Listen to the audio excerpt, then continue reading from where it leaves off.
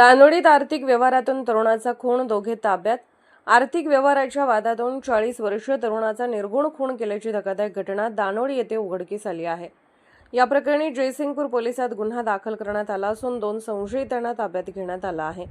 भरतेश्वर राजगोंडा टोपगोंडा वय 40 राहणार दानोडी असे मृत तरुणाचे नाव आहे. याबाबत शांतीनाथ चौगोंडा टोपगोंडा वय 47 राहणार सोनार गल्ली दानोडी यांनी फिर्याद दिली आहे. त्यानुसार राजदीप अजय ताडे वय 21 व मंथन राजेंद्र चंदुरे वय 25 दोघेही राहणार दानोडी यांना पोलिसांनी ताब्यात घेतले आहे. पोलिसांनी दिलेल्या माहितीनुसार मृत भरतेश्वरच्या टोपगोंडा व संशयित राजदीप ताडे यांच्यात आर्थिक व्यवहार होता.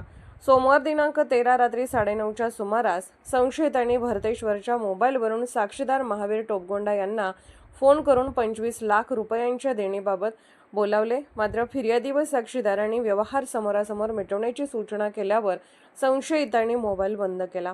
त्यानंतर मंगळवार दिनांक 14 सकाळी 11:30च्या सुमारास दानोडी येथील गट क्रमांक 972 मधील उसाच्या शेतात भरतेश्वर टोपगोंडा यांना अज्ञात साधनाने व लाथाबुक्यांनी मारहाण करून ठार मारण्यात आले असे फिर्यादीत नमूद आहे. या घटनेनंतर परिसरात खळबळ उडाली असून जयसिंगपूर पोलिसांनी तात्काळ तपास सुरू केला आहे. या प्रकरणाचा पुढील तपास उपविभागीय पोलीस अधिकारी अमोल ठाकूर करत आहेत. Bureau report SR news 24 Jaysingpur.